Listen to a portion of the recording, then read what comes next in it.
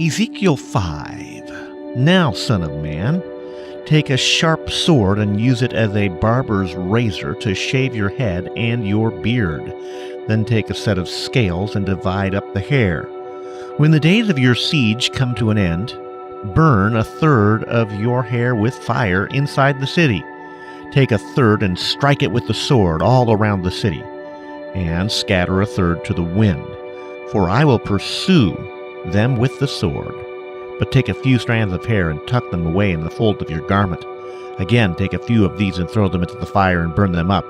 A fire will spread from there to the whole house of Israel. This is what the sovereign Lord says. This is Jerusalem, which I have set in the center of the nations, with countries all around her. Yet in her wickedness she has rebelled against my laws and decrees more than the nations and countries around her. She has rejected my laws and has not followed my decrees. Therefore, this is what the sovereign Lord says.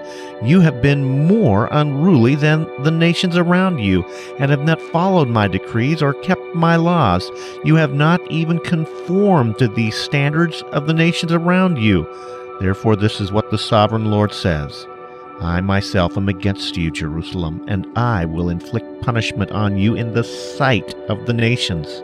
Because of your detestable idols, I will do to you what I have never done before and never do again.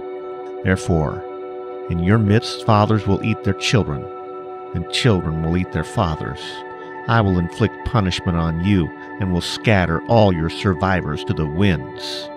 Therefore, as surely as I live, declares the sovereign Lord, because you have defiled my sanctuary with your vile images and detestable practices, I myself will withdraw my favor.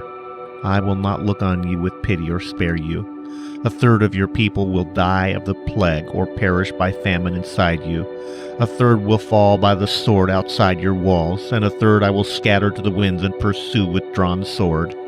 Then my anger will cease, and my wrath against them will subside, and I will be avenged. And when I have spent my wrath upon them, they will know that I, the Lord, have spoken in my zeal. I will make you a ruin and a reproach among the nations around you. In the sight of all who pass by, you will be a reproach and a taunt, a warning and an object of horror to all the nations around you, when I inflict punishment on you in anger and in wrath and with stinging rebuke. I, the Lord, have spoken. When I shoot at you with my deadly and destructive arrows of famine, I will shoot to destroy you. I will bring more and more famine upon you and cut off your supply of food. I will send famine and wild beasts against you, and they will leave you childless. Plague and bloodshed will sweep through you, and I will bring the sword against you. I, the Lord, have spoken.